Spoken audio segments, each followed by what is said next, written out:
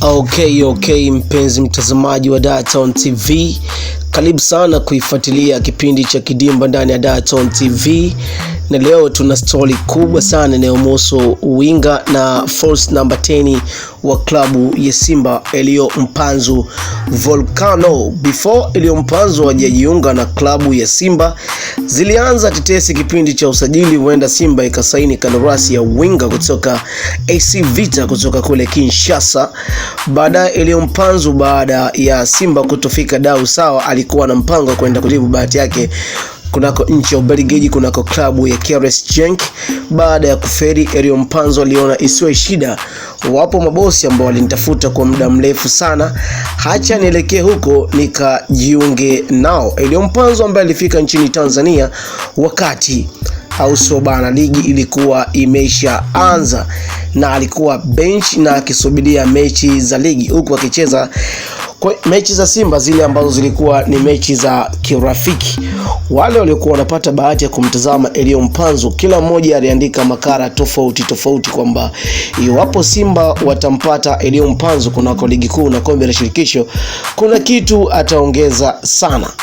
Basi bwana, kama ilivyoada, mnamo kuanzia tarehe 15 mwezi wa 12 mwaka uliopita wa 2024, Elio Mpanzu alikuwa rasmi kuanza kutumikia ligi kuu ya Tanzania bara, na mechi yake ya kwanza ilikuwa ni mechi dhidi ya Kagera Sugar ambao walifanya performance kubwa sana. Lakini baadhi ya waandishi wa habari za kimichezo kama kaida wengine walienda mbali wakamfananisha mpaka na Dickson Amundo. Sasa bana, story aliyekuwa afisa habari wa klabu ya Simba na Yanga pia Haji Sande Manara amefunguka mazito kuhusiana na kiwango cha Elio Mpanzu. Mbali na Manara na uyanga wake wa sasa, so far so good, analidhishwa kwamba Simba nao wamepata top player badala ya Luis Mixon na Emmanuel Arnold Okwi. Kiwango cha Elio Mpanzu watu wengi pia walidisi, wakasema pia tuendelee kumtegemea Kibu Denis, lakini kumbe Elio Mpanzu alikuwa ameficha silaha zake. Wakali wa mambo kutoka jijini Dar es Salaam wanadai ya kwamba Elio Mpanzu hufanya mazoezi kwa siku mara 4 huku akiwa na kocha wake binafsi. Elio Mpanzu kwa siku za usoni amekuwa ni kiungo mshambuliaji tegemeo kunako klabu ya Simba. Anaweza kakata hata mistari 3 kwa vienga na wakabaki watu wanamtazama tu. Wachambuzi wa mambo wanadai Yanga wasidai 2.3 mezani, ila cha msingi kwanza waende uwanjani wakamkabe Elio Mpanzu Volcano. So far so good, Elio Mpanzu ana kiwango kizuri sana ambacho mashabiki wa Simba na wapenzi wa mpira wa miguu nchini Tanzania wamekuwa wakivutiwa naye, winga huyo mwenye mbwembwe nyingi sana. So far so good.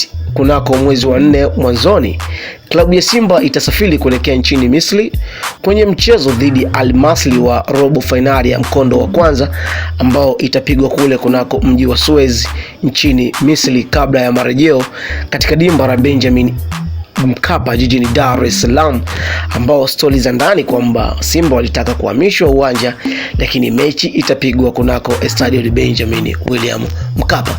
Na wewe mtazamaji, unakionaje kiwango cha Elio Mpanzu Volcano? Unaweza kudrop your comment. Mimi naitwa Big Boy Joe kwa kile kifaa unachokitumia kuitazama Dar-Town TV. Hapo chini kuna neno limeandikwa subscribe, so make sure unaligusa ili kuendelea kukaa karibu na familia pana sana ya habari za kimichezo na burudani.